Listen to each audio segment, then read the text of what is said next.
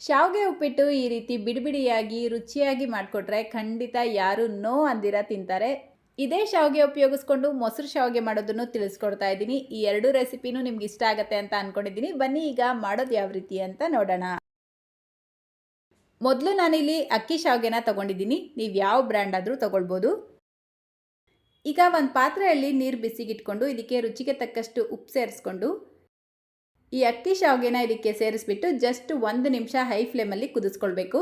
ತುಂಬ ಹೊತ್ತು ಇದನ್ನು ಬೇಯಿಸ್ಕೊಳ್ಬಾರ್ದು. ಬೇಯಿಸೋದು ತುಂಬಾ ಇಂಪಾರ್ಟೆಂಟ್. 1 ನಿಮಿಷಕ್ಕಿಂತ ಹೆಚ್ಚು ಹೊತ್ತು ಇದನ್ನು ಬೇಯಿಸಬೇಡಿ. ಕರೆಕ್ಟಾಗಿ 1 ನಿಮಿಷಗಳ ನಂತರ ಗ್ಯಾಸ್ ಫ್ಲೇಮ್ನ ಆಫ್ ಮಾಡಿಬಿಟ್ಟು ಈ ರೀತಿ ಒಂದು ಜರಡಿಗೆ ಹಾಕ್ಬಿಟ್ಟು ನೀರು ಸಪ್ರೇಟ್ ಮಾಡಿಕೊಂಡು ಇದರ ಮೇಲ್ಗಡೆ ಸ್ವಲ್ಪ ತಣ್ಣೀರು ಹಾಕ್ಕೊಳ್ಳಿ. ಈ ರೀತಿ ತಣ್ಣೀರು ಹಾಕ್ಕೊಳ್ಳೋದ್ರಿಂದ ಇದು ಬಿಡಿಬಿಡಿಯಾಗಿರುತ್ತೆ, ಒಂದಕ್ಕೊಂದು ಅಂಟ್ಕೊಳ್ಳೋದಿಲ್ಲ. ಈಗ ಇದನ್ನು ಸ್ವಲ್ಪ ತಣ್ಣಗಾಗೋದಕ್ಕೆ ಬಿಡಬೇಕು.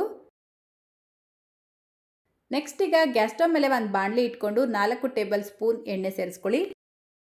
ಅರ್ಧ ಟೇಬಲ್ ಸ್ಪೂನ್ ಸಾಸಿವೆ, 1/4 ಟೀ ಸ್ಪೂನ್ ಜೀರಿಗೆ, 4 ಟೇಬಲ್ ಸ್ಪೂನ್ ಕಡಲೆ ಬೀಜ ಸೇರಿಸ್ಕೊಂಡು ಲೋ ಫ್ಲೇಮ್ನಲ್ಲೇ ರೋಸ್ಟ್ ಮಾಡ್ಕೊಳ್ಳಿ. ನೋಡಿ, ಕಡಲೆ ಬೀಜ ಬಣ್ಣ ಲೈಟಾಗಿ ಚೇಂಜ್ ಆಗಿದ ತಕ್ಷಣ ಇದಕ್ಕೆ 1 ಟೇಬಲ್ ಸ್ಪೂನ್ ಕಡಲೆಬೇಳೆ, 1 ಟೇಬಲ್ ಸ್ಪೂನ್ ಉದ್ದಿನ ಬೇಳೆ ಸೇರಿಸ್ಬಿಟ್ಟು ಫ್ರೈ ಮಾಡ್ಕೊಳ್ಬೇಕು. ಈಗ 3 ಒಣಮೆಣಸಿನ್ಕಾಯಿ, 4 ಹಸಿಮೆಣಸಿನ್ಕಾಯಿ, ಸ್ವಲ್ಪ ಕರಿಬೇವಿನ ಎಲೆ ಮತ್ತು ಗೋಡಂಬಿನ ಸೇರಿಸ್ಬಿಟ್ಟು ಫ್ರೈ ಮಾಡ್ಕೊಳ್ಳಿ. ಈಗ ಇದಕ್ಕೆ ತುರಿದಿರುವಂಥ ಶುಂಠಿ 1 ಟೀ ಸ್ಪೂನ್ ಸೇರಿಸ್ಬಿಟ್ಟು ಮಿಕ್ಸ್ ಮಾಡಿಕೊಂಡು ಲಾಸ್ಟಲ್ಲಿ 1/4 ಟೀ ಸ್ಪೂನ್ ಇಂಗು ಪೌಡರ್, ಅರ್ಧ ಟೀ ಸ್ಪೂನ್ ಅರಿಶಿನ ಸೇರಿಸ್ಬಿಟ್ಟು ಚೆನ್ನಾಗಿ ಮಿಕ್ಸ್ ಮಾಡಿ ಗ್ಯಾಸ್ ಫ್ಲೇಮ್ನ ಆಫ್ ಮಾಡಿಕೊಂಡು ಅರ್ಧ ಹೋಳು ನಿಂಬೆಹಣ್ಣಿನ ರಸ ಸೇರಿಸ್ಬಿಟ್ಟು ಮಿಕ್ಸ್ ಮಾಡ್ಕೊಳ್ಳಿ. ಈಗ ಇದಕ್ಕೆ ನಾವು ಬೇಯಿಸಿಟ್ಕೊಂಡಿರುವಂಥ ಶಾವಿಗೆ ಸೇರಿಸ್ಕೊಳ್ಬೇಕು. ನೋಡಿ ಶಾವಿಗೆ ಎಷ್ಟು ಬಿಡಿಬಿಡಿಯಾಗಿದೆ ಅಂತ. ನಾನಿಲ್ಲಿ ಅರ್ಧ ಕಪ್ ಶಾವಿಗೆ ಮಾತ್ರ ಸೇರಿಸ್ಕೊಂಡಿರೋದು. ಇದಕ್ಕೇನೆ ರುಚಿಗೆ ತಕ್ಕಷ್ಟು ಉಪ್ಪು ಸೇರಿಸ್ಬಿಟ್ಟು ಮತ್ತೆ ಗ್ಯಾಸ್ ಸ್ಟವ್ನ ಆನ್ ಮಾಡಿ ಹೈ ಫ್ಲೇಮಲ್ಲೇ ಚೆನ್ನಾಗಿ ಮಿಕ್ಸ್ ಮಾಡ್ಕೊಳ್ಬೇಕು. ನೋಡಿ, ಈ ರೀತಿ ಮಿಕ್ಸ್ ಮಾಡಿಕೊಂಡು ಈಗ ಲಾಸ್ಟಲ್ಲಿ ಸ್ವಲ್ಪ ಕೊತ್ತಂಬರಿ ಸೊಪ್ಪು ಮತ್ತು ತುರಿದಿಟ್ಕೊಂಡಿರುವಂಥ ಕಾಯಿ ತುರಿನ ಸೇರಿಸ್ಬಿಟ್ಟು ಮಿಕ್ಸ್ ಮಾಡಿಕೊಂಡ್ರೆ ಸಖತ್ ಟೇಸ್ಟಿಯಾಗಿರುವಂಥ ಶಾವಿಗೆ ಉಪ್ಪಿಟ್ಟು ರೆಡಿಯಾಗುತ್ತೆ. ಕಾಯಿ ತುರಿ ಆಪ್ಷನಲ್, ನಿಮಗೆ ಬೇಡ ಅಂದರೆ ಸ್ಕಿಪ್ ಮಾಡ್ಕೊಳ್ಬೋದು.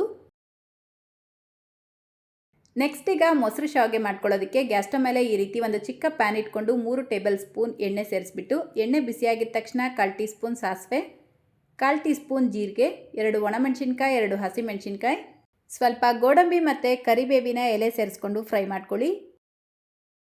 ಈಗ ಲಾಸ್ಟಲ್ಲಿ ತುರಿದಿಟ್ಕೊಂಡಿರುವಂಥ ಶುಂಠಿ ಅರ್ಧ ಟೀ ಸ್ಪೂನ್ ಸೇರಿಸ್ಬಿಟ್ಟು ಜಸ್ಟ್ ಒಂದು ಸಲ ಮಿಕ್ಸ್ ಮಾಡಿ ಗ್ಯಾಸ್ ಫ್ಲೇಮ್ನ ಆಫ್ ಮಾಡಿಬಿಟ್ಟು ಇದನ್ನು ಒಂದು ಬಟ್ಲಿಗೆ ಸೇರಿಸ್ಕೊಳ್ಳಿ.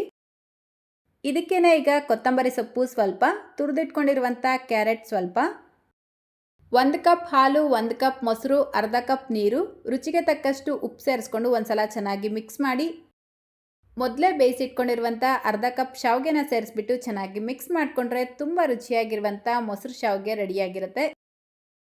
ಈ ಮೊಸರು ಶಾವಿಗೆ ಮಾಡ್ಕೊಳ್ಳೋದಕ್ಕೆ ಫ್ರೆಶ್ ಆಗಿರುವಂಥ ಮೊಸರು ಉಪಯೋಗಿಸ್ಬೇಕು, ಆವಾಗಲೇ ರುಚಿ ಚೆನ್ನಾಗಿರೋದು.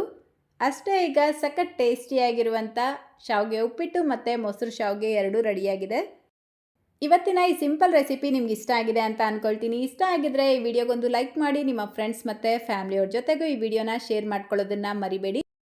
ನಮ್ಮ ಚಾನಲ್ನ ಇದೇ ಮೊದಲನೇ ಸಲ ನೋಡ್ತಾ ಇದ್ದರೆ ಸಬ್ಸ್ಕ್ರೈಬ್ ಮಾಡಿಕೊಂಡು ಬೆಲ್ಲೈಕನ್ನ ಕ್ಲಿಕ್ ಮಾಡಿ, ಆಲ್ ಅನ್ನೋ ಆಪ್ಷನ್ನ ಕ್ಲಿಕ್ ಮಾಡ್ಕೊಳ್ಳಿ. ಇದೇ ರೀತಿ ಮತ್ತೊಂದು ಟೇಸ್ಟಿ ಆ್ಯಂಡ್ ಹೆಲ್ತ್ ರೆಸಿಪಿಯೊಂದಿಗೆ ಮತ್ತೆ ಸಿಗೋಣ.